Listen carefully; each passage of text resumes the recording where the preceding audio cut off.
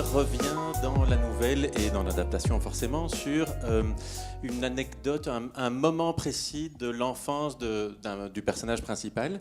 En gros, quelqu'un de 43 ans, mort dans une tarte aux cerises, ce goût tout d'un coup réveille plein de choses. C'est la classique Madeleine de Proust.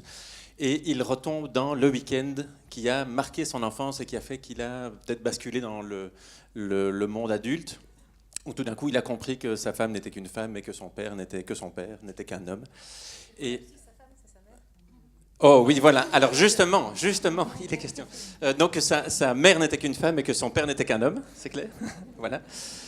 Et en fait, ça parle justement de ces tensions familiales, tout ce qui fait qu'au sein de notre famille, il y a de nos familles à tous, il y a de l'amour qui déborde, mais aussi des tensions, aussi des frustrations, que parfois on est extrêmement dur, violent avec nos enfants, et pourtant on les aime, et pourtant on essaie de récupérer. Et en fait, l'auteur Chris Mantaylor a un talent incroyable pour mettre une loupe, voire un microscope sur ces petites choses qui font ce que nous sommes, ces petits mots, ces petits gestes, ces événements ou ces absences d'événements. Quelqu'un qui va dire « je n'ai jamais été pris dans les bras de mon père ou dans ceux de ma mère », c'est un non-événement qui marque quelqu'un, et ces choses-là font les adultes que nous sommes devenus. Moi je joue dedans, je joue le garçon là, de 43 ans là, qui se penche sur son enfance.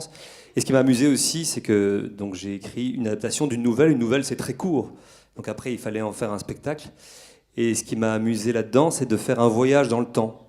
Donc c'est un adulte qui va se retrouver dans sa peau d'enfant et qui va voir ses parents comme ils étaient quand il y a 30 ans. Donc il y a un côté magique dans le spectacle et un côté émerveillement, j'ai envie de dire, qui nous tenait à cœur. Voilà. Eh bien, comme les femmes des années 50 n'avaient pas grand-chose à dire à ce moment-là, je vais m'abstenir.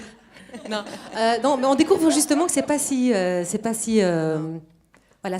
catégorique que ça. On n'est pas manichéen. La femme, apparemment, a moins à dire face à son mari, mais quand même, on voit le rapport à l'enfant. C'est pas pour ça qu'elle n'influence pas Non, son pas du son tout. gamin. Et la force n'est pas toujours là où on croit.